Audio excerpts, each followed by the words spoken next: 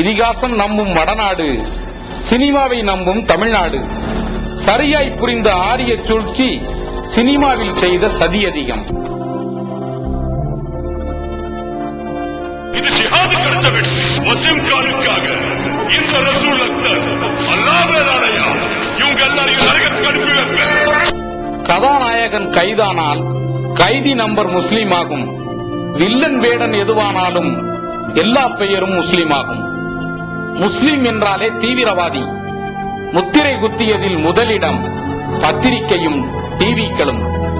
விற்பனைக்காக பல கற்பனைகள் தலைப்புச் செய்தியாகும். அடியாள், ரவுடி, தாதா, கூலிப்படை, கொள்ளைக்கூட்டம், தீவிரவாதி, பயங்கரவாதி, இவர்களுக்கில்லை ஜாதியும் மதமும். இதுதான் உண்மை இன்றும் நாளையும். அகிலத்தையே அச்சுறுத்திய அமெரிக்க பயங்கரவாதம் அல்-கொய்தா தாக்குதலால் கோபுரம் சரிந்து குப்புற வீழ்ந்தது. கத்தி எடுத்தவன் சாவு கத்தியாலே நிகழ்ந்தது. தீவிரவாதம் தடுக்க தீர்வு என்ன? தீர்வுகளில் பார்ப்போம்.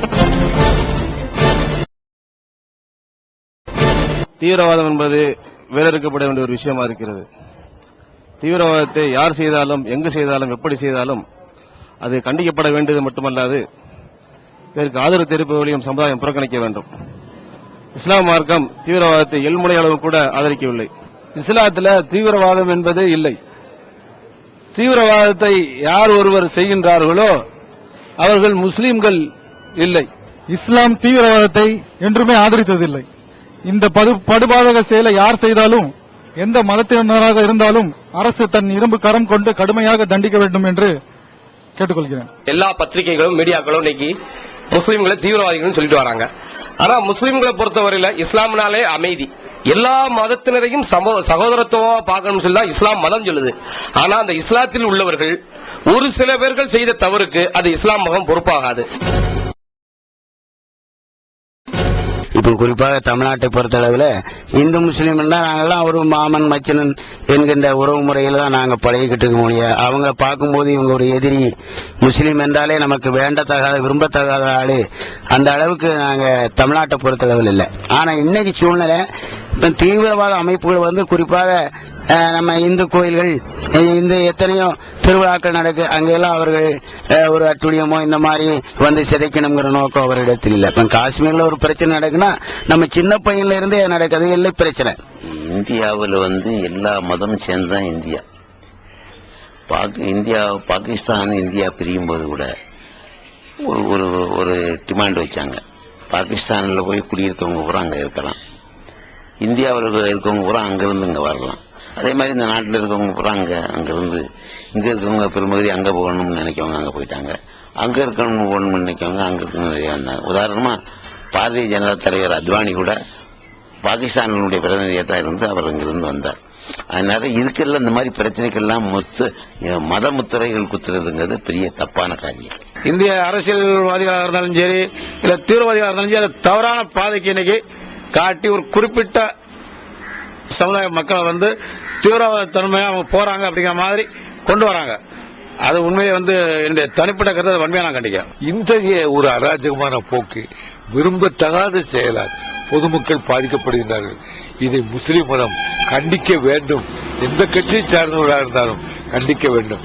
ஏன் எனில் செய்து வருவது அத்தனை பேருமே முஸ்லீம் என்று சொல்வதனால் எந்த இந்துவும் தைரியமாக கண்டிக்க முடியவில்லை. ஏன்னா அதுக்கு ஒரு நிறத்தை கொடுத்து விடுவார்களோ என்று அவர்கள் அச்சப்படுகிறார்கள். ஆனா அந்த மதத்தில் உள்ளவர்களே கண்டித்தால் அதுவே சாலச் சிறந்ததாக. இந்தியாவில் பயங்கரவாதம் என்று இவர்கள் குறிப்பிடுவது, இந்தியா முழுக்க ஏதோ ஒரு குழு நிரந்தரமாக அந்த பயங்கரவாத வேலைகள் செஞ்சிட்டு இருக்கா என்று நம்ம சொல்வதற்கான ஆதாரங்கள் இல்லை.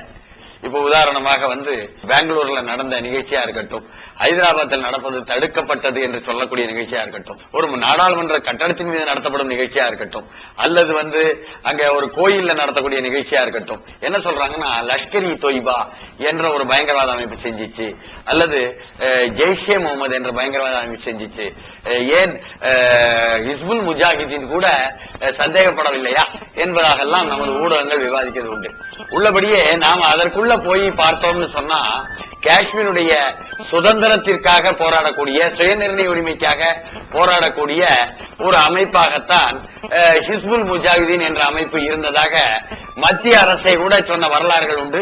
அவர்கள் பேச்சுவார்த்தைக்கு போக வேண்டும் என்று சொல்லும் பொழுது, ஆனால் இந்த பாக் ஆக்குபைடு காஷ்மீர் என்று சொல்கிறானே, பாகிஸ்தான் வசம் உள்ள, அவர்கள் ஆக்கிரமிப்பில் உள்ள காஷ்மீர், அந்த பகுதியில் இருந்து வரக்கூடிய ஒரு லஷ்கர் இ தொய்பாவோ, ஒரு ஜெய்ஷே முகமதோ, வேறொரு புதிய அமைப்பு என்ற பெயரில் வருவதோ என்பவர்கள் இந்திய துணைக்கண்டத்திற்குள் பல்வேறு மாநிலங்களுக்குள்ளேயும் பூந்துகிட்டு சுமனாச்சு இங்க உள்ள மக்கள் மேல, சாதாரண மக்கள் மேல பயங்கரவாத தாக்குதல் தொடுத்தாங்க என்று சொல்வதற்கான ஏதுக்கள், ஆதாரங்கள் கிடைக்குது. அப்ப என்ன ஆகுதுன்னு சொன்னா, அங்க இருக்கக்கூடிய அரசினுடைய ஆதரவோ, அங்க இருக்கக்கூடிய அரசினுடைய உளவுத்துறையாக இருக்கக்கூடிய ISI போன்ற உளவுத்துறையினுடைய ஆதரவோ இருக்கும் பொழுது, ஒரு நாட்டுக்கும் இன்னொரு நாட்டுக்கும் உள்ள பிரச்சனையாக ஒரு அரசு இயந்திரத்தினுடைய பின்னணி இருந்தோ, அல்லது அமெரிக்கா போன்ற நாடுகள் சாவு வியாபாரிகளாக, ஆயுத வியாபாரிகளாக, ஆயுதங்களை விற்க வேண்டும் என்பதற்காக இது போன்ற தூண்டுதல்களை செய்துகிட்டு எல்லா இடத்திலையும் பதட்டத்தை நிலவிக்கிட்டே இருந்தால்தான், நாட்டுக்கு நாடு சண்டை இருந்தா தான் ரெண்டு நாட்டுக்காரனும் நம்மகிட்ட வருவான் என்பதற்காக உள்ள தூண்டுதல்களோ அதற்கு காரணங்களாக அமைய முடியும். அப்படி அமையும் பொழுதுதான் இந்த பயங்கரவாத தாக்குதல்கள் என்பது உள்ளே நடத்தப்படுகின்றன என்று நாம் பார்க்க வேண்டியிருக்கு. ஆனால் இந்த பயங்கரவாதிகள் ஏதோ கொள்கைக்காக அர்ப்பணிக்கக்கூடிய தன்மையில் உள்ளவர்களாக தெரிய மாட்டேங்க. இவங்க எல்லாம் என்னன்னு சொன்னா, உலகம் முழுக்கவே இந்த பயங்கரவாத செயல்களில் ஈடுபடும் பொழுது நிறைய காசு தாரம் இதை செய்யன்னு பயன்படுத்துறாங்க. அப்போ அப்படியாக முஸ்லிம் சமுதாயத்தை சேர்ந்த பயங்கரவாதிகள் யாராவது அந்த பாகிஸ்தானில் இருந்து இந்த வேலையை செஞ்சாங்கன்னா, அவங்க இங்க இருக்கக்கூடிய முஸ்லிம் இளைஞர்களை தான் பிடிக்கணும்னு அவசியமே கிடையாது. இந்து இளைஞர்களை பிடிப்பாங்க, கிறிஸ்துவ இளைஞர்களை பிடிப்பாங்க, யாரும் இல்லாத ஒரு இளைஞர்களை பிடிப்பாங்க, அல்லது காசுக்காக வேலை செய்யறவங்களை கூலிக்காரங்களை பிடிப்பாங்க. கூலிக்காரங்களை பிடிச்சி இந்த பயங்கரவாத செயல்களில் ஈடுபடுறாங்க. அதனால பயங்கரவாதம் என்பது ஒட்டுமொத்தமாய் மக்களால் எதிர்க்கப்பட வேண்டிய ஒன்றுதான். ஒரு பத்திரிகையாளனுக்கு, ஜனநாயகத்தினுடைய 4வது தூணா இருக்க ஒரு பத்திரிகையாளனுக்கு ஒரு செய்தி வருதுன்னு சொன்னா, அது சரிதானா, அது உண்மையா பொய்யான்னு சொல்லி ஆய்வு பண்றதுக்கு கூட நேரம் கிடையாது. அது ஒரு கம்யூனிட்டிக்கு எதிராக வருதுன்னு சொன்னா உடனடியா பிளாஸ்ட் பண்ற மாதிரி இவன் 4 விஷயத்தை சேர்த்து பத்திரிகையில கண்மூடித்தனமா எழுதுற ஒரு போக்கு நடந்துகிட்டு இருக்கு. இது வன்மையாக கண்டிக்கத்தக்கது. பாளையங்கோட்டை கல்லூரியில் இருக்கின்ற அந்த ப்ரொஃபசர் கைது, அவருடன் சேர்ந்த மாணவர்கள் கைது. எந்த ஆய்வின் அடிப்படையில் இவங்க செய்தி வெளியிடுறாங்க? கைது செஞ்சாங்களா? மத்திய உளவுத்துறை அவர்கள் கைதே செய்யல. அவர்கள் விசாரணைக்காகத்தான் அழைச்சிட்டு போனாங்க. விசாரணைக்கு அழைச்சிட்டு போனவனுமே இங்க கைது செய்தார்கள் சொல்லி செய்தி வெளியிடறான். கடைசியில அவர்கள் எந்த விதத்திலும் இதோட தொடர்பு உள்ளவர்கள் சொல்லி அவர் விடுதலை செய்யப்பட்டாங்க. அரசியல் ரீதியாக முஸ்லிம்களை பின்னுக்கு தள்ள வேண்டும், அவர்கள் தங்களுடைய ஜீவாதார உரிமைகளுக்கு கோரிக்கை எழுப்பக்கூடாது, அந்த கோரிக்கைகளை அமுக்க வேண்டும்ங்கிற ஒரே காரணத்தினால, அமுக்கிறதுக்கு என்ன வழி, நீ தீவிரவாதி அப்படின்னு சொன்னா அப்படிலாம் இல்லப்பா, அப்படி இல்லப்பா இல்லன்னு சொல்லி காலம் ஃபுல்லா சொல்லிக்கிட்டே இருக்க வேண்டியதுதான். இதுதான் முக்கிய காரணம். 2வது, முஸ்லிம்கள் அதிகமான விழிப்புணர்ச்சி இருந்துகிட்டு இருக்கு இளைஞர்களுக்கு மத்தியில். இப்ப இடஒதுக்கீடு சம்பந்தமா ஆங்காங்கே ஆர்ப்பாட்டங்களும் போராட்டங்களும், இப்ப ஜனவரி 29ஆம் தேதி தௌஹீத் ஜமாத் நடத்தக்கூடிய அந்த ஒரு பேரணி இருக்குது இல்லையா, இந்த மாதிரி மிகப்பெரிய மக்கள் கூடி உரிமைகளை கேட்கக்கூடிய நிலையில வர ஆரம்பிச்சிட்டாங்க. அப்ப இதை தடுக்கிறதுக்கு ஒரே வழி என்னண்டா, இவங்களை அரசு என்ன பண்ணுதுன்னா, நீங்க தீவிரவாதிகள் சொல்லுது. இந்த செய்திகள் பத்திரிகையில வெளிவரும் போது இதை படிக்கக்கூடிய ஒரு முஸ்லீம் அல்லாத மக்கள், அதாவது ஒவ்வொரு வீடுகளிலும் சோதனை, ஒவ்வொரு லாட்ஜ்களிலும் சோதனை அப்படின்னு சொல்லி வரும்போது இதை படிக்கக்கூடிய முஸ்லீம்கள் இல்லாத மக்கள் மத்தியில் என்ன வந்தா, ஏன் இந்த பாய்ங்கெல்லாம் எல்லாம் சேர்ந்து இப்படி போனாங்கிற செய்தி வரும். இதனால எந்த வகையிலும் சமூகத்துல இந்துக்களும் முஸ்லீம்களும் ஒற்றுமையா வாழக்கூடாது அப்படிங்கிற ஒரு நிலையை உண்டாக்குவதற்காக மோசமான நடவடிக்கை தான் இது. இஸ்லாமிய பயங்கரவாதம் என்பது இன்று உலகளாவிய ஒரு மிகப்பெரிய பிரச்சனையாக ஆகிவிட்டது. இதனை சமாளிப்பதற்காக உலகத்தில் இருக்கக்கூடிய இஸ்லாமியர் அல்லாத அனைத்து நாடுகளுமே முனைப்புடன் செயல்பட வேண்டிய ஒரு நேரம் வந்துவிட்டது. உண்மையிலேயே இந்த இஸ்லாமிய பயங்கரவாதத்தினுடைய ஆணிவேர் எங்கு இருக்கிறது என்று பார்த்து அதை களைந்தெறிந்தால் தான் நிச்சயமாக இந்த இஸ்லாமிய பயங்கரவாதம் ஒரு முடிவுக்கு வரும். ஒரு சமுதாயத்தினுடைய ஆதரவு இல்லாமல் இவ்வளவு பயங்கரவாதமானது உலகத்திலே தலையெடுத்து வாழ முடியாது. ஆகவே இஸ்லாமிய சமுதாயம் தன்னுடைய கடமையாக கருதி இந்த பயங்கரவாதத்தை ஒரு முடிவுக்கு கொண்டு வரவில்லை என்று சொன்னால், எதிர்காலத்தில் பாதிக்கப்பட போவது வெறும் இந்த பயங்கரவாதிகள் மட்டுமல்ல, இஸ்லாமிய சமுதாயம் ஒட்டுமொத்தமாகவே பாதிக்கப்படும். இஸ்லாமியர்கள் ஒரு அணியாகவும் இஸ்லாமியர்கள் அல்லாதவர்கள் ஒரு அணியாகவும் இருந்து இந்த உலகத்தில் ஒரு மிகப்பெரிய போரை வெடிக்கக்கூடிய அபாயம் இருக்கிறது என்பதை நாம் புரிந்து கொள்ள வேண்டும். தீவிரவாதம் அல்லது பயங்கரவாதம்ங்கிறதுக்கும் இஸ்லாத்துக்கும் எந்த விதமான சம்பந்தமும் இல்லைங்கிறத முதல்ல நான் தெளிவுபடுத்த விரும்புறேன். கொஞ்ச நாளைக்கு முன்னால மீனம்பாக்கம் விமான நிலையத்தில் 2 கார் நின்றுச்சுங்க. என்ன பரபரப்பு உண்டாக்குனாங்க தெரியுமா? யாரோ தீவிரவாதிகள், முஸ்லீம் தீவிரவாதிகள் காரை நிப்பாட்டிட்டாங்க, அதுக்குள்ள குண்டை வச்சுட்டாங்கன்னு சொல்லிட்டு போயிட்டாங்க.